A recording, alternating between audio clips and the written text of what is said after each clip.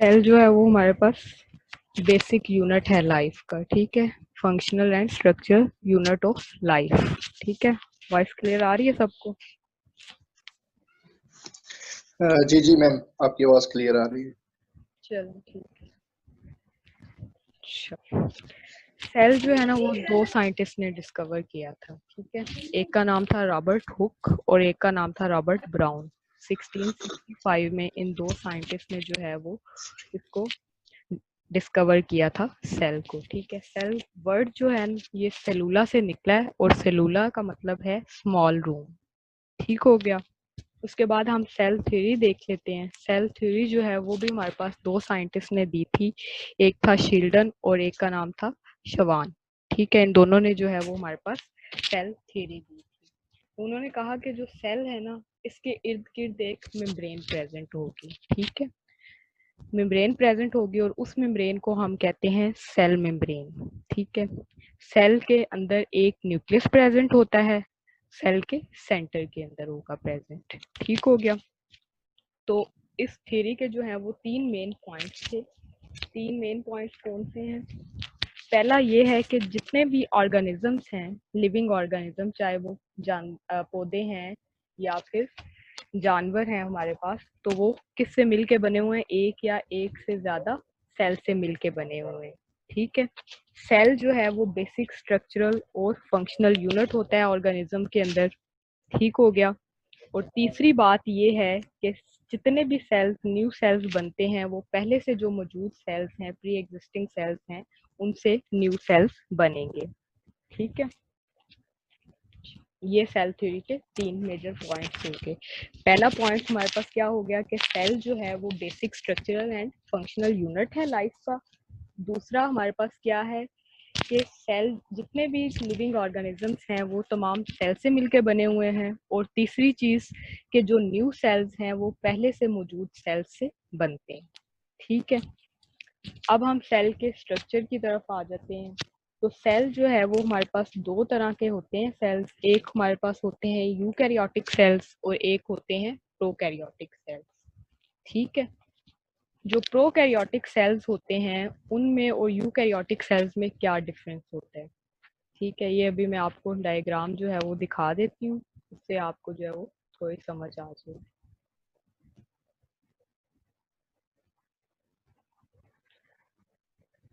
ये हमारे पास है प्रोकैरियोटिक सेल, ठीक है। जो प्रोकैरियोटिक सेल होता है ना, ये हमारे पास सिंपल होता है, स्मॉल सेल होता है, बहुत ज़्यादा छोटा होता है, ठीक है। ये बैक्टीरिया के अंदर पाए जाते हैं प्रोकैरियोटिक सेल्स, ठीक। इनके अंदर कोई भी प्रॉपर न्यूक्लियस नहीं होता। आप ये दरमियान में देख लें कि यहाँ पे डीएनए जो है वो गुच्छे की फॉर्म में मौजूद होता है, प्रॉपर न्यूक्लियस नहीं होगा इनके अंदर, ठीक हो गया। इनका जो साइज होगा वो 0.1 से लेके 10 माइक्रोमीटर तक होगा। माइटोकॉन्ड्रिया, एंडोप्लाज्मिक रेटिकुलम इसके अंदर प्रेजेंट नहीं होता है, ठीक है। ये सेल ऑर्गेनेलिज इसके अंदर प्रेजेंट नहीं होगी, ठीक है। और सेल वॉल जो है वो इसके अंदर होती है, ठीक है। इसके अंदर भी होगी और जो हमारे पास प्लांट सेल होगा उसके अंदर भी होगी, जबकि जो एनिमल सेल होता है उसके अंदर सेल वॉल नहीं होती है, ठीक है। अब इसके अंदर आप देख लें कि आपके पास ये जो येलो आपको शो हो रही है, ठीक है, ये सेल वॉल है। सेल वॉल के अंदर ये ग्रीन वाली जो है ये प्लाज्मा मेम्ब्रेन है, ठीक है, या सेल मेम्ब्रेन इसे कहेंगे। और इसके अंदर ये जो ब्लू वाला है पूरा पोर्शन, ये आपके पास क्या है? साइटोप्लाज्म होते हैं, ठीक है। इसका डीएनए का आपको पता चल गया है, ठीक है। ये यहाँ पे इसके अंदर राइबोसोम्स प्रेजेंट हैं, प्लास्मिड्स होते हैं, ठीक है, पेलाई होते हैं। तो सेल जो हमारे पास प्रोकैरियोटिक सेल होता है ना, इसके एंड पे सेल वॉल के बाहर एक कैप्सूल प्रेजेंट होता है, ठीक है। एक लेयर प्रेजेंट होती है जिसको हम कैप्सूल कहते हैं, ठीक है। तो ये जो कैप्सूल होता है ये बैक्टीरिया के अंदर जो वायरल इंस्पेक्टर होता है ना, ये कैप्सूल ही होता है। यानी कि ये बैक्टीरिया की जो एबिलिटी है डिजीज कॉज करने की उसको ये इंक्रीज कर देता है, ठीक है। और बैक्टीरिया को इसका क्या बेनिफिट होगा कि ये उसको प्रोटेक्ट करेगा, ठीक है, ताकि उसको कोई भी माइक्रो ऑर्गेनिजम्स जो है वो इनगल्फ ना कर सकें।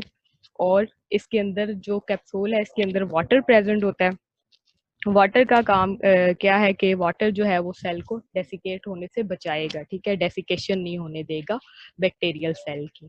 ठीक है, यहाँ तक सबको क्लियर हो गया?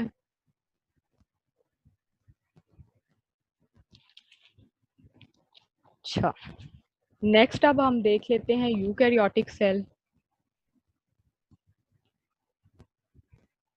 यूकैरियोटिक सेल के अंदर हमारे पास प्लांट सेल और एनिमल सेल दोनों आ जाएंगे। ठीक है, पहले हम एनिमल सेल देख लेते हैं। अब ये एनिमल सेल आप देख लें। एनिमल सेल के अंदर आपके पास ये प्रॉपर एक न्यूक्लियस प्रेजेंट है। ठीक है, न्यूक्लियस है, सबसे एंड पे इसकी क्या होगी, सेल मेम्ब्रेन होगी। ठीक है, ये कॉर्नर वाली जो मेम्ब्रेन होती है, यहाँ पे इन्होंने मेंशन नहीं की हुई है। ठीक हो गया, ये वैक्यूल प्रेजेंट है। सेल जो एनिमल सेल है उसके अंदर वैक्यूल जो है वो छोटा होता है, वैक्यूल का साइज छोटा होगा और वो साइड पे प्रेजेंट होगा। ठीक है, जबकि प्लांट सेल के अंदर वैक्यूल का साइज जो है वो बड़ा होता है।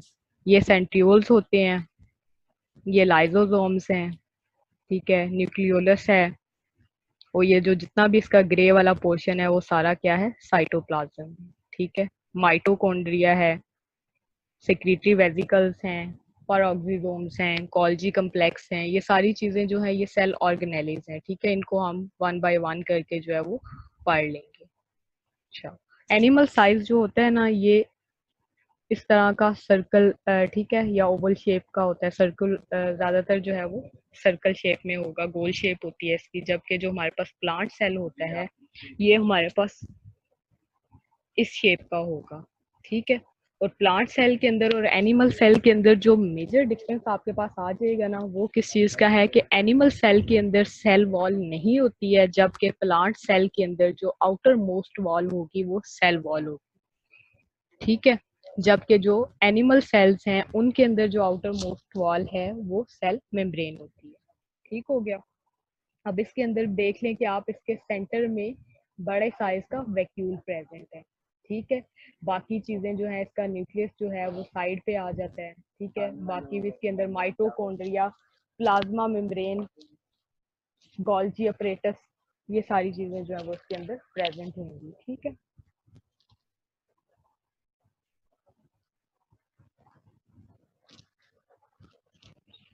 अब हम जो है यहाँ तक समझ आ गई है सबको? अगर किसी को कोई कंफ्यूजन है तो पूछ लें।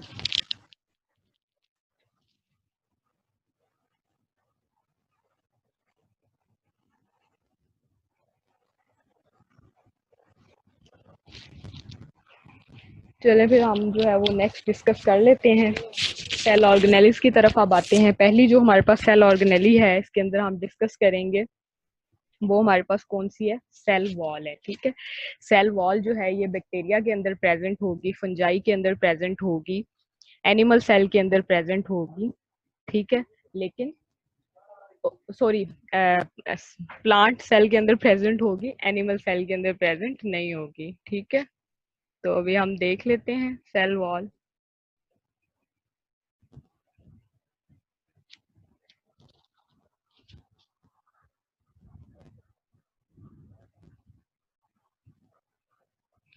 ये आगे हमारे पास प्लांट सेल वॉल। ठीक है, अच्छा, अब सेल वॉल के अंदर जो पॉइंट्स हैं नोट करने वाले वो आप लोग जरा नोट कर लें, साथ साथ फिर हम इसको जो है वो इसकी डायग्राम को भी देखते हैं। पहली बात तो ये है कि ये हमारे पास प्लांट सेल्स के अंदर जो है ये आउटर मोस्ट मेम्ब्रेन होती है। ठीक है, लेकिन एनिमल सेल्स के अंदर ये एब्सेंट होगी, उनके अंदर प्रेजेंट नहीं होगी। ठीक है, प्रोकैरियोट्स के अंदर, फंजाई के अंदर भी सेल वॉल हमारे पास प्रेजेंट होगी। ठीक है, अब सेल वॉल की कंपोजिशन पे आ जाते हैं कि सेल वॉल जो है वो किससे मिलके बनती है। ठीक है, सेल वॉल जो है वो पेप्टाइडोग्लाइकन से मिलके बनी हुई होती है प्रोकैरियोट्स के अंदर। ठीक है, जो प्लांट हैं उनके अंदर जो सेल वॉल है वो सेलुलोज से मिलके बनी हुई होती है, जबकि फंजाई की जो सेल वॉल है वो काइटन से मिलके बनी हुई होती है। ठीक है, उसके बाद हम सेल वॉल की जो है वो तीन इसकी डिविजन्स हैं वो देख लेते हैं। पहले आ जाएगी हमारे पास प्राइमरी सेल वॉल, ठीक है, फिर हमारे पास आ जाती है सेकेंडरी सेल वॉल आ जाती है, और फिर हमारे पास आ जाती है मिडल लैमेला, ठीक है। प्राइमरी सेल वॉल क्या होती है कि जब सेल डिवाइड हो रहा होता है ना, तो ये सेल वॉल जो प्राइमरी सेल वॉल है ये तब बनना स्टार्ट हो जाती है, ठीक है। फ्लेक्सिबल होती है, ये थिन होती है, सेलुलोज से मिलके बनती है, ठीक है। माइक्रोफिब्रिल्स जो है वो इसके अंदर प्रेजेंट होते हैं। अगर आप यहाँ पे भी देखें सेल वॉल के अंदर, तो आपको यहाँ पे सेलुलोज माइक्रोफिब्रिल जो है वो नजर आ रहे होंगे, ठीक हो गया। उसके बाद आ जाती है हमारे पास secondary cell wall. Secondary cell wall जो होती है ये जब सेल अपना मैक्सिमम साइज अटेन कर लेता है उस टाइम पे ये बनना स्टार्ट होती है, ठीक है। ये थोड़ी सी रिजिड होती है, थिक होती है, सेलुलोज से मिलके बनी हुई होती है। इसके अंदर हेमी सेलुलोज प्रेजेंट होता है, लिग्निन प्रेजेंट होता है। लिग्निन जो प्रेजेंट होगा ना उसकी वजह से इसको जो है वो रिजिडिटी मिलती है, ठीक है। रिजिड जो है ये वो लिग्निन की वजह से होती है, ठीक है। अच्छा, इसका काम क्या होता है कि इसने सेल को जो है वो मैकेनिकल सपोर्ट प्रोवाइड करनी होती है और सेल को जो है वो शेप देती है, ठीक है। सेल को मैकेनिकल सपोर्ट देती है और शेप देती है, ठीक हो गया। अब तीसरी हमारे पास आ जाएगी मिडल लैमेला। मिडल लैमेला जो है ये प्राइमरी और सेकेंडरी सेल वॉल के अंदर प्रेजेंट होगी, ठीक है, उन दोनों के दरमियान में प्रेजेंट होगी। और ये स्टिकी जेल लाइक मटेरियल से मिलके बनी हुई होती है, ठीक है। उसके अंदर जो स्टिकी जेल लाइक मटेरियल होगा उसके अंदर मैग्नीशियम आ जाएगा, कैल्शियम आ जाएगा, साल्ट्स प्रेजेंट होंगे, ठीक है। इसका काम क्या होता है कि जो नेबरिंग सेल वॉल्स होती है ना ये उनको आपस में कनेक्ट करके रखती है, ठीक है। अभी आप देख लें, आपको यहाँ पे मिडल लैमेला, ठीक है, मिडल लैमेला के बाद फिर ये हमारे पास प्राइमरी सेल वॉल आ जाएगी और सेकेंडरी सेल वॉल आ जाएगी, ठीक हो गया। फिर उसके बाद हमारे पास आ जाएगी प्लाज्मा मेम्ब्रेन आ जाएगी, ठीक है। यानी कि ये प्लाज्मा मेम्ब्रेन के आउटर साइड पे प्रेजेंट होती है सेल वॉल, ठीक है। इसके अंदर ये पेक्टिन प्रेजेंट होगा, लिग्निन प्रेजेंट होता है, हेमीसेलुलोज प्रेजेंट होता है, सेलुलोज प्रेजेंट होता है। ये इसकी जो है वो माइक्रोफिब्रिल्स हैं, ठीक हो गया। अब नेक्स्ट हमारे पास है सेल मेम्ब्रेन, ठीक है। अब हम सेल मेम्ब्रेन को देख लेते हैं कि ये इसकी कैरेक्टरिस्टिक्स क्या हैं।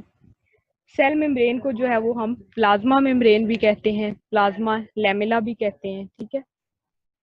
प्रेजेंट होती है ये प्लांट सेल के अंदर भी और एनिमल सेल्स के अंदर भी प्रेजेंट होगी, ठीक है। तमाम सेल्स के अंदर ये प्रेजेंट होती है, जबकि एनिमल सेल्स के अंदर क्या होगी, ये आउटर मोस्ट लेयर होगी।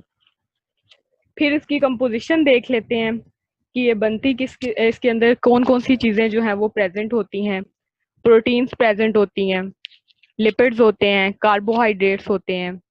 प्रोटीन की परसेंटेज जो है वो सेल वॉल के अंदर सबसे ज्यादा होती है, यानी 60 to 80% प्रोटीन्स जो हैं वो सेल वॉल के अंदर प्रेजेंट, और सॉरी सेल मेम्ब्रेन के अंदर प्रेजेंट होंगे, ठीक है। 20 to 40% लिपिड्स मौजूद होते हैं, और कार्बोहाइड्रेट्स जो हैं उनकी बहुत थोड़ी सी माइन्यूट अमाउंट जो है वो प्रेजेंट होती है, ठीक है। कार्बोहाइड्रेट्स इनके अंदर कॉन्जुगेटेड फॉर्म में होंगे, ठीक है। अच्छा, इसके बारे में जो सेल मेम्ब्रेन के बारे में एक फ्लूइड मोज़ेक मॉडल दिया गया है, ठीक है, उसको देख लेते हैं कि वो क्या है। उसके अकॉर्डिंग जो हमारे पास सेल मेम्ब्रेन होती है ये फॉस्फोलिपिड बाई लेयर होती है, ठीक है। इसमें जो प्रोटीन लेयर होगी, ठीक है, वो प्रेजेंट होती है किसके अंदर, फॉस्फोलिपिड लेयर के अंदर जो है वो प्रेजेंट होगी। अब यहाँ पे आप देख लें कि जो प्रोटीन मॉलिक्यूल्स हैं, ठीक है, ये एम्बेडेड हैं लेयर्स के दरमियान में। ये प्रोटीन आपके पास प्रोटीन चैनल्स आ गए, प्रोटीन मॉलिक्यूल्स आ गए। ये लिपिड बाई लेयर्स आपके पास प्रेजेंट है, इधर भी लिपिड बाई लेयर है, यहाँ पे भी ये लिपिड बाई लेयर प्रेजेंट है, ठीक है। और इसके दरमियान में आपके पास प्रोटीन मॉलिक्यूल्स जो है वो प्रेजेंट हैं। ये कार्बोहाइड्रेट्स की चेन्स प्रेजेंट होंगी, ठीक है। अच्छा जी, अब हम इसकी थिकनेस जो है वो देख लेते हैं कि इसकी थिकनेस कितनी होती है। हमारे पास 7 नैनोमीटर होगी, ठीक है, बहुत थोड़ी होती है, ठीक है। तो जो हमने अभी बात की थी कि जो कार्बोहाइड्रेट्स होंगे, ठीक है, वो हमारे पास यहाँ पे किसकी फॉर्म में प्रेजेंट होते हैं, कंजुगेटेड मॉलिक्यूल्स की फॉर्म में प्रेजेंट होंगे, ठीक है। ग्लाइकोलिपिड्स आ जाएंगे हमारे पास, ग्लाइकोप्रोटीन्स जो है वो इन्होंने यहाँ पे मेंशन नहीं की हुई, वो भी इसके अंदर प्रेजेंट होंगी, ठीक है। जब कार्बोहाइड्रेट्स और लिपिड्स आपस में मिलके मॉलिक्यूल बनाएंगे तो हमारे पास ग्लाइकोलिपिड होगा, ठीक है। प्रोटीन्स और लिपिड कार्बोहाइड्रेट्स बनाएंगे तो ग्लाइकोप्रोटीन हो जाएगा, ठीक है, हो गया। अब हम देख लेते हैं कि सेल मेम्ब्रेन के फंक्शंस क्या हैं। सेल मेम्ब्रेन का पहला काम तो ये है कि इसकी रिस्पॉन्सिबिलिटी क्या है कि ये मटेरियल्स को जो है वो पास करवाती है, यानी कि सेल के बाहर से मटेरियल्स को अंदर आने देती है, ठीक है।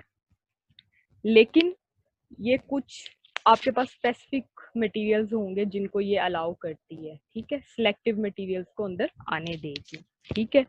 दूसरी चीज इसके अंदर क्या है कि इसने जो है वो फ्लूइडिटी जो है, लिपिड वाला जो पार्ट होगा सेल मेम्ब्रेन के अंदर, उसका काम ये होगा कि उसने सेल मेम्ब्रेन की फ्लूइडिटी को मेंटेन करना है, उसको कंट्रोल करना है, ठीक हो गया। तीसरी चीज इसकी सेल मेम्ब्रेन की क्या है कि ये भी सेल को जो है वो शेप प्रोवाइड करती है, ठीक है। चौथी चीज मैंने अभी आपको बताई है कि सिलेक्टिवली परमिएबल होगी, कुछ चीजों को आने देगी, कुछ को नहीं आने देगी, ठीक है। बैरियर होता है ये हमारे पास एक्सटर्नल एंड इंटरनल एनवायरनमेंट के दरमियान में, कि आपके पास जो है वो सेल के बाहर वाली चीजें इसकी वजह से बाहर होती हैं, ठीक है, और सेल के अंदर वाली जो मटेरियल्स हैं वो अंदर रहते हैं, वो बाहर नहीं जा सकते, ठीक है। तो ये रिस्पॉन्सिबल होती है, रिसेप्टर्स मॉलिक्यूल्स इसके पास मौजूद होते हैं, ठीक है। तो ये सारे जो हैं वो इसके सेल मेम्ब्रेन के फंक्शंस आ गए, ठीक हो गया। अगर यहाँ तक किसी को कंफ्यूजन है कोई तो वो पूछ ले,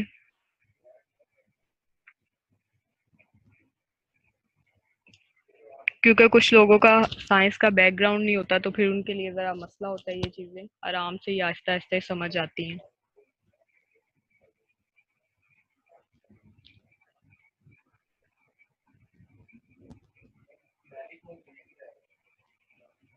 ठीक है, ओके। नेक्स्ट अब हम अपना जो थर्ड हमारे पास है वो हम पढ़ लेते हैं साइटोप्लाज्म, ठीक है, कि साइटोप्लाज्म क्या होता है वो हम पढ़ लेते हैं। अब ये हमारे पास क्या है, प्लाज्मा मेम्ब्रेन और न्यूक्लियर मेम्ब्रेन के दरमियान वाला जो रीजन है ना,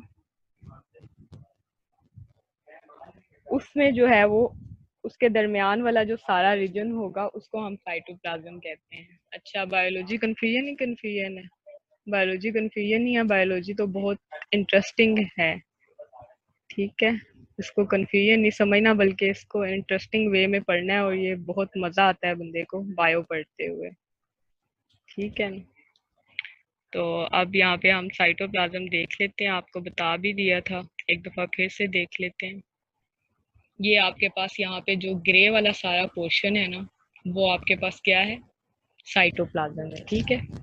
तो ये आपके पास प्लाज्मा मेम्ब्रेन है या सेल मेम्ब्रेन है, और ये जो है ये आपके पास क्या है, न्यूक्लियर मेम्ब्रेन है, ठीक है। न्यूक्लियर के इर्द गिर्द जो मेम्ब्रेन है उसको हम न्यूक्लियर मेम्ब्रेन बोलेंगे। तो न्यूक्लियर मेम्ब्रेन के और जो प्लाज्मा मेम्ब्रेन है उसके दरमियान वाला जो सारा पोर्शन है उसको हम क्या कहते हैं, साइटोप्लाज्म, ठीक है। अब ये क्या होता है, सेमी फ्लूइड मटेरियल जो होंगे इसके अंदर प्रेजेंट होंगे, semi fluid material cell organelles जो है सारी वो इसके अंदर प्रेजेंट होती हैं, ठीक है।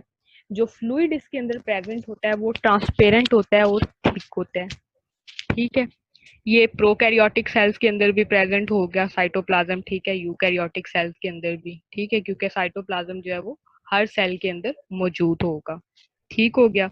फ्लूइड जो है उसकी क्या कंपोजिशन है कि जो फ्लूइड प्रेजेंट होता है साइटोप्लाज्म के अंदर वो किससे मिलके बनता है, तो उसमें 90% जो है वो वाटर होता है, और 10% जो है वो हमारे पास साल्ट्स आ जाते हैं, उसके अंदर अमाइनो एसिड्स आ जाते हैं, कार्बोहाइड्रेट्स आ जाते हैं, वाइटामिन्स आ जाते हैं, डिजॉल्व्ड गैसेस प्रेजेंट होती हैं, कुछ लार्ज मॉलिक्यूल्स भी प्रेजेंट होते हैं जैसे प्रोटीन्स, लिपिड्स वगैरह, ठीक है। तो ये क्या करते हैं, एक कोलाइडल सॉल्यूशन टाइप जो है वो फ्लूइड बना लेते हैं, ठीक।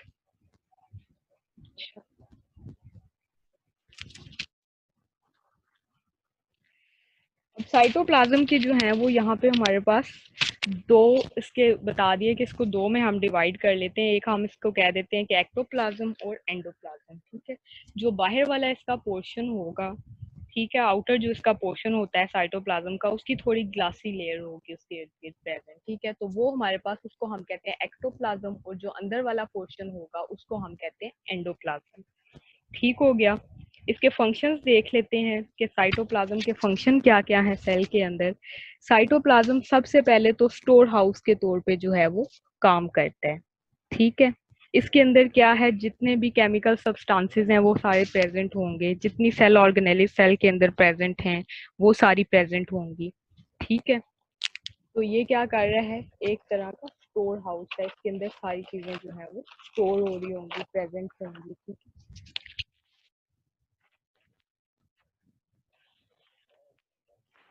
जितने भी हमारे पास मटेरियल्स आ जाते हैं ना, तो ये उनके लिए क्या है, एक मीडियम प्रोवाइड कर रहा है उनको, ठीक है, ताकि वो यहाँ पे ट्रांसपोर्ट हो सके। मटेरियल्स जो है वो इसके थ्रू जो है वो सेल से फिर मेम्ब्रेन से होते हुए बाहर निकल जाते हैं, ठीक है। ये रिस्पॉन्सिबल होता है कि इसकी वजह से भी, अब साइटोप्लाज्म का भी क्या काम है कि ये भी सेल को एक डेफिनेट शेप दे देगा, ठीक है। जिस तरह हमारे पास प्लाज्मा मेम्ब्रेन एक शेप दे थी, तो साइटोप्लाज्म भी क्या करता है, शेप देता है सेल को, ठीक है। इसके अंदर कुछ एंजाइम्स प्रेजेंट होते हैं, और वो एंजाइम्स हेल्प करते हैं सब्सटेंस के मेटाबॉलिज्म के अंदर, हेल्प करेंगे, ठीक है। जो फ्लूइड इसके अंदर होता है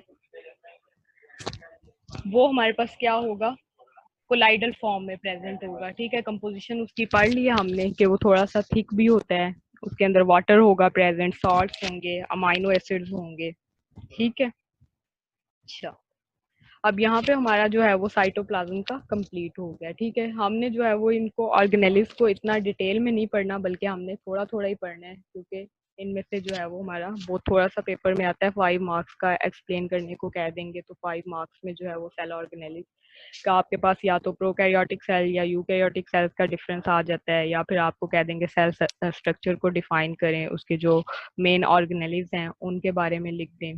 तो इसलिए इसकी इतनी डिटेल में नहीं जाना है आप लोगों ने, बस थोड़ी थोड़ी सी डिटेल इसकी करनी है, थोड़ी बहुत नो हाउ होनी चाहिए आपको इसके बारे में, ठीक है।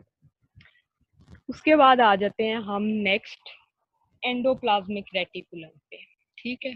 ये हमारे पास न्यूक्लियस के बिल्कुल बाहर प्रेजेंट है एंडोप्लाज्मिक रेटिकुलम, ये येलो येलो सा, ठीक है, ऑरेंज सा शेड आ रहा है, ठीक।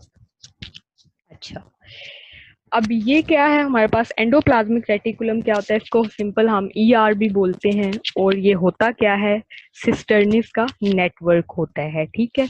यानी कि सिस्टर्निस क्या है, ये जो आपके पास ये लाइन सी आपको यहाँ पे लग रही है, ठीक है, इसके अंदर छोटी सा शो हो रहा है आपको, तो ये आपके पास क्या होती है, एलोंगेटेड सैक्स होती हैं, जिन्हें हम सिस्टर्नी बोलते हैं, ठीक। तो ये सिस्टर्निस जो हैं ये क्या है, एक्सटेंड होती हैं, ठीक है, और न्यूक्लियर मेम्ब्रेन तक जाती हैं। आप देख लें कि दोनों साइड पे जो है ये प्रेजेंट है, यहाँ भी एंडोप्लाज्मिक रेटिकुलम प्रेजेंट है और यहाँ भी एंडोप्लाज्मिक रेटिकुलम प्रेजेंट है, ठीक है। एंडोप्लाज्मिक रेटिकुलम की जो है वो दो टाइप्स होती हैं, ठीक है। एक हमारे पास होते हैं स्मूथ एंडोप्लाज्मिक रेटिकुलम, और एक होते हैं रफ एंडोप्लाज्मिक रेटिकुलम। जो स्मूथ एंडोप्लाज्मिक रेटिकुलम्स होते हैं ना, उनकी जो अपेयरेंस होती है वो स्मूथ होती है, ठीक है। उनके साथ राइबोसोम्स जो है वो अटैच नहीं हुए होते हैं, ठीक है। इसीलिए उनकी अपेयरेंस क्या होती है, स्मूथ होती है। उनका काम क्या होता है, रिस्पॉन्सिबल वो किस लिए होते हैं कि उन्होंने कार्बोहाइड्रेट्स की मेटाबॉलिज्म करवानी होती है, ठीक है। डिटॉक्सिफिकेशन करवानी होती है पॉइजन्स की, ड्रग्स की, ठीक है। स्पेशली जो लिवर सेल्स होते हैं हमारे पास, उनका काम क्या होता है कि वो डिटॉक्सिफिकेशन करवाते हैं, ठीक है। तो जो डिटॉक्सिफिकेशन है और जो मेटाबॉलिज्म है कार्बोहाइड्रेट्स की, वो उसमें कौन हेल्प कर रहा होता है, स्मूथ एंडोप्लाज्मिक रेटिकुलम या एससीआर, ठीक है। फिर हम आ जाते हैं इसकी एक और फंक्शन जो है वो देख लेते हैं कि क्या है, इसने करवानी होती है सिंथेसिस ऑफ लिपिड्स, ठीक है, कि लिपिड्स की सिंथेसिस करवाएगा, उनको बनने में जो है वो हेल्प करते हैं, वो लिपिड्स में स्टीरॉइड्स वगैरह आ जाएंगे, ठीक है। कैल्शियम आयंस के स्टोर हाउस के तौर पे काम करते हैं स्मूथ एंडोप्लाज्मिक रेटिकुलम, ठीक हो गया। मटेरियल की ट्रांसपोर्टेशन में हेल्प करते हैं, और सेल को मैकेनिकल सपोर्ट देते हैं। ठीक है, फिर आ जाते हैं हम रफ एंडोप्लाज्मिक रेटिकुलम की तरफ। रफ एंडोप्लाज्मिक रेटिकुलम नाम से ही जाहिर है कि इसकी अपीयरेंस क्या होगी, रफ होगी। ठीक है, राइबोसोम्स अटैच हुए होते हैं, तो इसलिए जो है जब राइबोसोम्स रफ एंडोप्लाज्मिक रेटिकुलम के साथ अटैच होते हैं तो वो फिर हमारे पास प्रोटीन की सिंथेसिस में हेल्प करते हैं। ठीक है, वहाँ पे जो है वो प्रोटीन्स के साथ जो है उनकी राइबोसोम्स के साथ एसोसिएशन हो रही होती है और वो आगे जो है वो फिर प्रोटीन बनने में हेल्प करते हैं उसकी। काम इनका और दूसरा इनका फंक्शन हमारे पास क्या है कि ये सेल को जो है वो मैकेनिकल सपोर्ट प्रोवाइड करेंगे। ठीक हो गया, यहाँ तक आज हमने 4 ऑर्गेनेल्स पढ़ लिए हैं। इसके बाद एक और पढ़ लेते हैं, राइबोसोम्स। ठीक है, राइबोसोम्स वो छोटा सा है, थोड़ा सा ही है हमारे पास, वो पढ़ लेते हैं और फिर आज के लिए जो है वो फिर इधर इतना एंड करते हैं।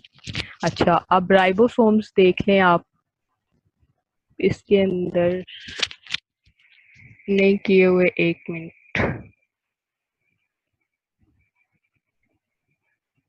ये ठीक है, यहाँ पे देख लें राइबोसोम्स जो हैं वो मेंशन किए हुए हैं आपको। ठीक,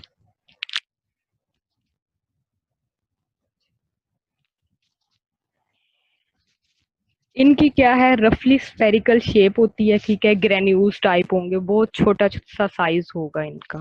ठीक है, नॉन मेम्ब्रेनियस बॉडीज होंगी, यानी कि इनके इर्द गिर्द जो है वो कोई भी मेम्ब्रेन जो है वो प्रेजेंट नहीं होगी। और प्रेजेंट ये कहाँ पे होंगे, प्रोकैरियोटिक सेल्स के अंदर भी प्रेजेंट होंगे, यूकैरियोटिक सेल्स के अंदर भी प्रेजेंट होंगे।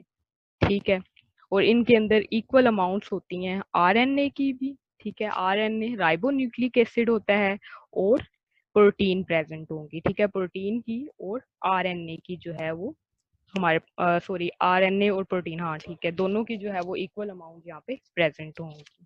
ठीक हो गया, फंक्शन इसका क्या है कि राइबोसोम्स का काम भी क्या है, प्रोटीन सिंथेसिस के अंदर। ठीक है, अभी हमने आर के अंदर भी पढ़ा था, रफ एंडोप्लाज्मिक रेटिकुलम के अंदर के राइबोसोम्स जो हैं वो उनके साथ अटैच होंगे और प्रोटीन के सिंथेसिस में जो है वो हेल्प आउट करेंगे। ठीक है, अब यहाँ पे हमारी जो है वो 5 ऑर्गेनेल्स कंप्लीट हो गई हैं। अगर किसी को कुछ समझ नहीं आया है तो वो पूछ सकता है।